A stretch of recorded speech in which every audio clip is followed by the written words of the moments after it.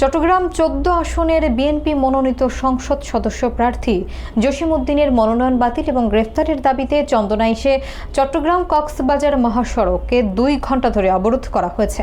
এ সময় জুলাই গণঅভ্যুত্থানে আহত বীরদের উপর সন্ত্রাসী হামলার প্রতিবাদও জানানো হয়। আন্দোলনকারীরা জেলা প্রশাসকের কাছে তাদের 3 দফা দাবিও তুলে ধরেন। ইয়াসিন ইসলাম হৃদয়ের প্রতিবেদনে দেখুন বিস্তারিত। চট্টগ্রাম 14 আসনের বিএনপি মনোনীত সংসদ সদস্য প্রার্থী জসিমউদ্দিনের মনোনয়নের বাতিল এবং গ্রেপ্তারের দাবিতে চন্দনাইশে চট্টগ্রাম কক্সবাজার মহাসড়কে 2 ঘণ্টা ধরে অবরোধ করা হয়েছে।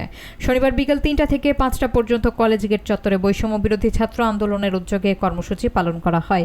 আন্দোলনকারীরা উল্লেখ করেন, সম্প্রতি জসিমউদ্দিনের মনোনয়ন বাতিল এবং গ্রেপ্তারের জন্য স্মারকলিপি প্রদান করার পর জুলাই গণ অভ্যুত্থানের আহত বীর হাসনাত আবদুল্লাহ ও তার সহযোদ্ধা মাইন উদ্দিনের উপর সশস্ত্র হামলা চালানো হয়। স্থানীয় একজন জুলাই যোদ্ধা অভিযোগ করেন, স্মারকলিপি প্রদানের কারণে পরিকল্পিতভাবে হামলা সংঘটিত হয়েছে। অবরোধ শেষে আন্দোলনকারীরা উপজেলা নির্বাহী অফিসার রাজীব হোসেনের মাধ্যমে জেলা প্রশাসকের কাছে 3 দফা দাবি তুলে ধরেন। দাবিগুলো হলো জসিমউদ্দিনকে অবিলম্বে গ্রেফতার করা, তার নির্বাচন পরিচালনার সমন্বয়ক এম.এ. হাশেম রাজুকে আইনের আওতায় আনা এবং জসিমউদ্দিনের সব কালো টাকা ও অবৈধ সম্পদের তদন্ত এবং জব্দ। আন্দোলনকারীরা হুঁশিয়ারি দিয়েছেন, 24 ঘণ্টার মধ্যে দাবিসমূহ পূরণ না হলে আরও কঠোর কর্মসূচি নেওয়া হবে।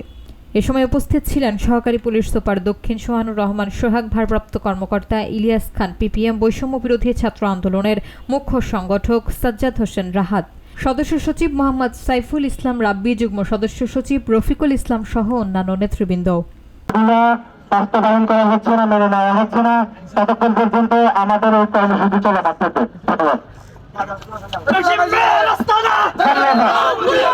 এই যে আমাদের লড়াই, এটা হচ্ছে শুধুমাত্র আমাদের কোন নির্দিষ্ট লক্ষ্যের জন্য না, উদ্দেশ্য প্রণোদিত না, এটা হচ্ছে টাকার প্রভাবের সাথে ন্যায় ও ইনসাফের লড়াই। আমরা সেই পক্ষে কাজ করে যাচ্ছি।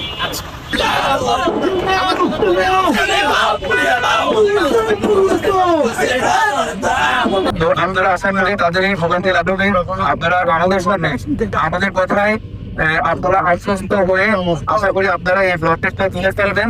টোকাই ধারা 11 জানুয়ারি মাস্ক পরিধান করে করোনা রোগীর মতো সেজে টোকাই দিয়ে মানববন্ধন পরিচালনা করতে না। সে দুর্নীতির পথ অবলম্বন করছে, সে মাফিয়া, সেটাই পরিচয় দিয়েছে ওই কার্যক্রমের মধ্য দিয়ে। তারও প্রেক্ষিতে আমরা 13 জানুয়ারি আমরা একটা সংবাদ সম্মেলন করেছিলাম। সংবাদ সম্মেলনে আমরা আমাদের দাবিগুলো জানিয়েছিলাম, আমরা স্পষ্টভাবে জানিয়েছিলাম।